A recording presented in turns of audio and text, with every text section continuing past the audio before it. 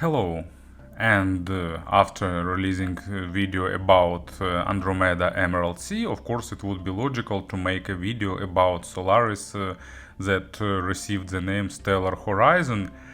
Actually, I'm not sure why some volcanic activity is representing stellar horizon, but maybe it's some reference to the solar power or something like that. But anyway, without trying to find deeper sense, actually I must admit that outer wrap looks really great, especially these bright colors combined with glossy finish. And they also printed that here used two custom dual diaphragm armatures as super tweeters, single custom dual diaphragm armature for mid frequencies, and the full range custom 10mm ADLC diaphragm dynamic driver, which responds for the low frequencies and most probably partially for the mid frequencies. As usual, Campfire Audio provided a spatial inner chamber to push the drivers even further and so on. So everything that we can expect. Some premium packaging, great accessory set, outstanding build quality and design, but also I must admit that here they raised the price for Solaris really noticeably, and now it costs $2,670 in the official store or somewhere at that limit. So it was a noticeable step forward in terms of price. And for Andromeda they reworked everything including sound. So let's have a closer look and find out how the new model justifies this price. So it was wrapped in this outer sleeve, I already removed it, and here everything is traditional. So cardboard on top, then goes wooden lid. I didn't close it tightly because it requires some optimizations in storage of these earphones inside of their case. I will do it later because during the review process I need to unpack and pack them back many times. Really great looking leather case, pretty big but soft and pleasant to touch, so great materials and so on. There is a carbine inside, so you can carry them somewhere on your belt or backpack, I don't know. I'm not using these features. And here are earpieces themselves in a traditional black bag. I really like to see the return to the classical black bag here, because with Andromedas came green one. Anyway, let me take this aside, and we need to go deeper. Underneath this another layer of wood. If I remember right, in English it's plywood, correct me if I'm wrong. Also really nice storage pouch for the extra cables, made of nice fabric with magnets, same as their storage pouch for earphones themselves, so it clips in place and it's really convenient. You can even store something else here.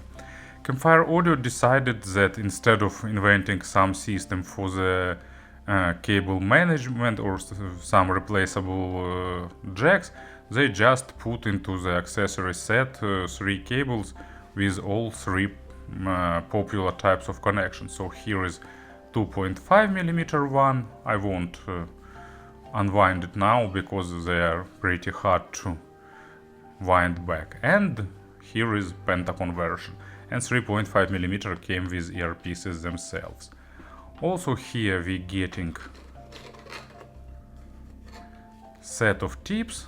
I still miss final audio tips, but basically you get three pair of foams and 3 pair of silicons. Also a cleaning tool and of course Campfire Audio pin. Here we getting yet another hand. People discussing in the internet why it's here, but actually this time, you know, I understand it, just for fun. Just take a look at this chef's kiss gesture, and basically we put it here Let me fit it correctly.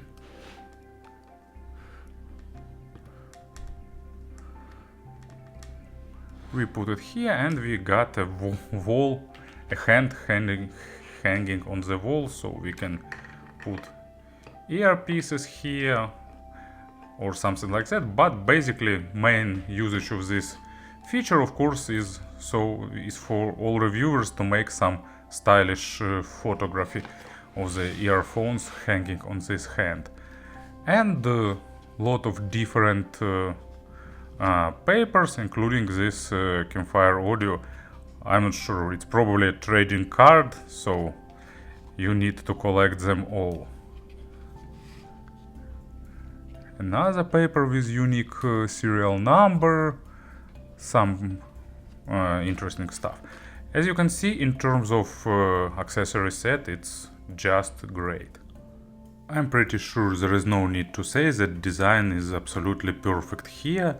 They made of stainless steel with that polished and with texture finish, and for the faceplates Campfire Audio created unusual construction with symbols. You know what they remind me? They remind me games that I like to play on iPad, the Room series and the Secrets of Da Vinci.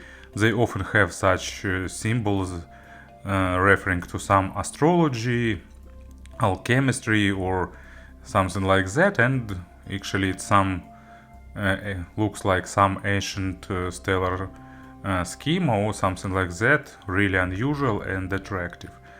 Of course, finish quality is great and build quality is also really good. They have pretty compact shells, actually I'd say very compact for this acoustic structure. They fitting nicely into ears.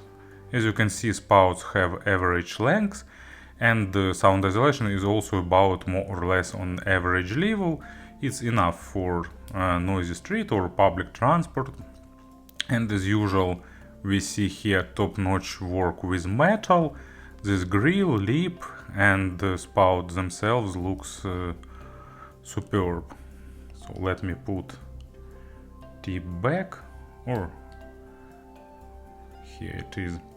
And here is cable, it's made replaceable. As usual, here used custom connectors made of beryllium plated copper, really tightly fitting with good well-defined click. So traditionally what we expect and getting from the Campfire audio, but still need to be careful. And there is a ear hook without memory wire effect, and here used their new cable named Time Flow. It's flat, and as you can see that both cables go in parallel to the earphone. And actually it supports, it helps to make this cable less tangling, because due to this noticeable width it's really hard to tangle it.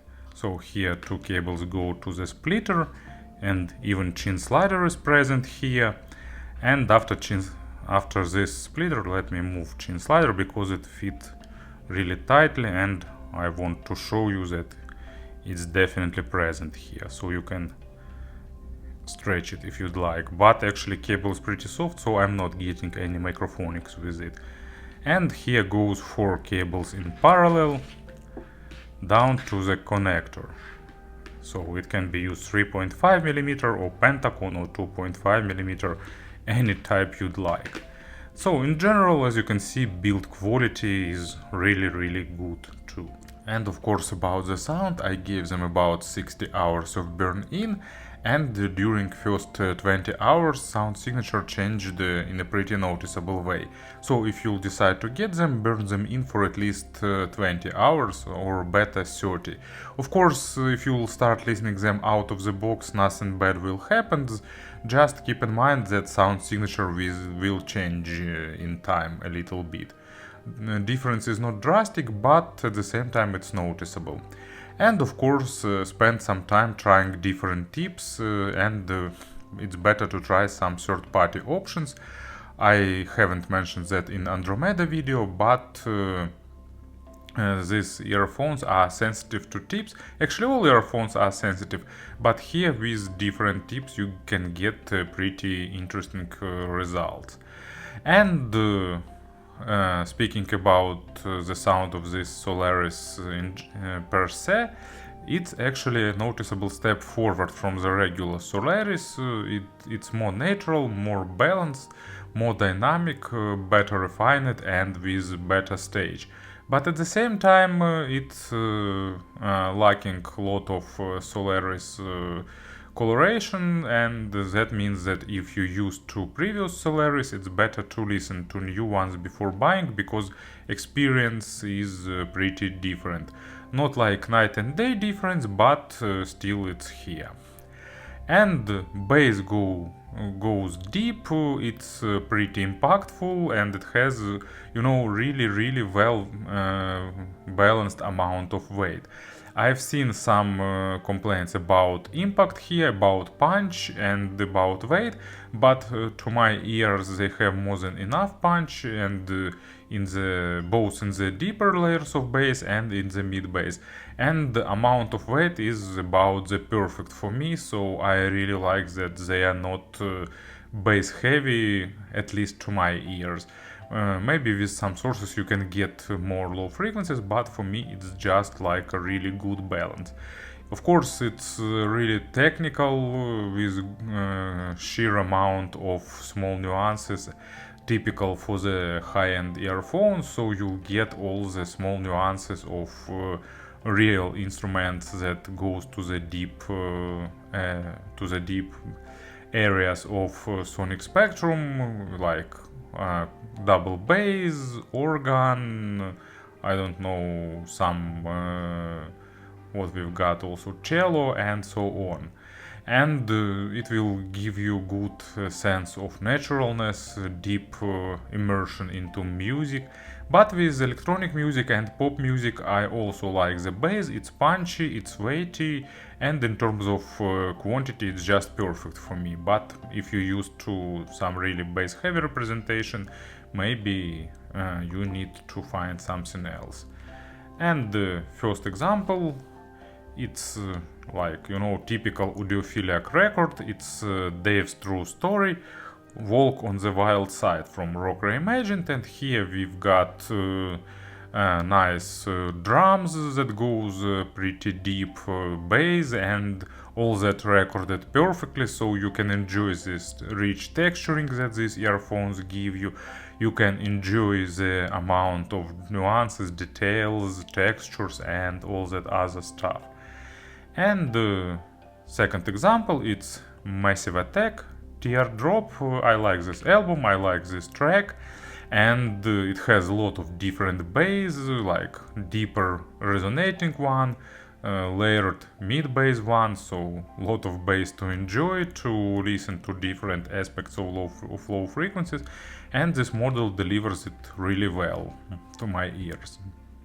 Mid frequencies are like top notch here, absolutely clean, crystal clear, detailed, with a lot of small nuances and overtones, but at the same time, thanks to the good dynamics and weight distribution, they don't sound too analytical, too clinical, too sharp, or too monitoring. Great body for the male vocals, I really like it, especially deep male vocals sounds impressive here. Female vocals have a slight boost to make them a bit more forward, but at the same time it's not too much, so it keeps on the nice level.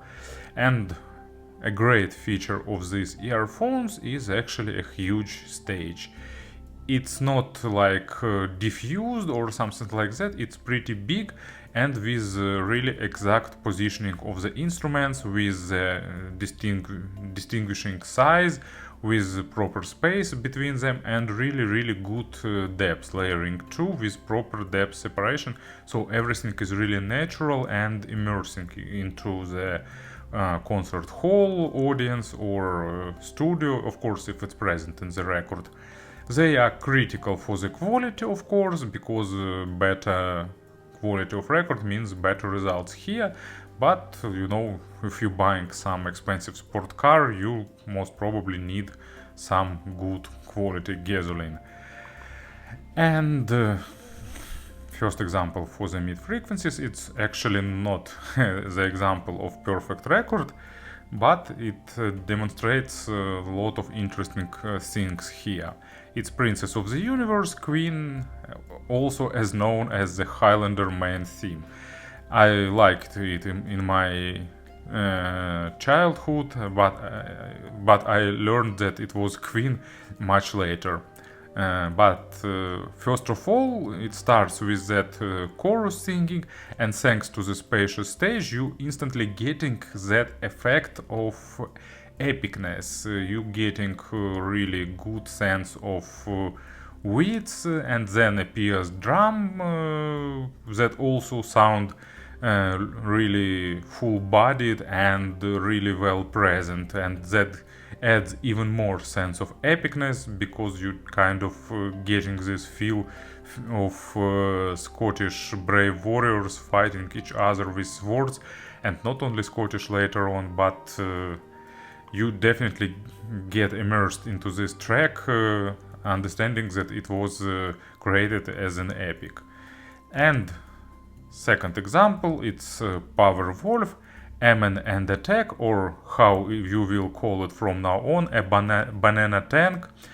And it's also almost similar example. It's heavy metal with the chorus, with great voice of Attila Grey Wolf, if I remember his pseudonym correctly, and also with good orchestral, actually not orchestral, most probably some synthesizer, but really like saturated background, and or maybe orchestra, not sure here what they used for record, and also chorus part sounds epic. Of course, stage is pretty small because of it's just typical heavy metal track, but it sounds really powerful, and as it should be probably for the Powerwolf.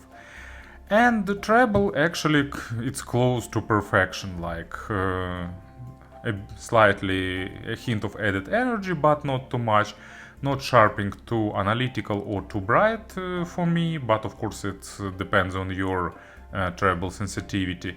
Great extension, perfect layering, proper attacks and decays, tons and tons of overtones, pun not intended, and really good sense of airness, spaciousness, and all that stuff that brings good treble presence. So not much to say about high frequencies, it just represented and rendered in a really impressive way, if your source will be capable of that. And first example for the treble, it's Freudiana.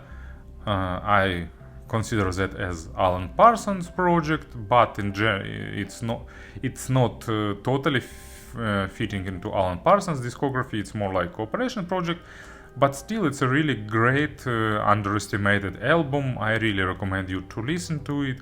It has a lot of catchy tunes, nice orchestration, and so on.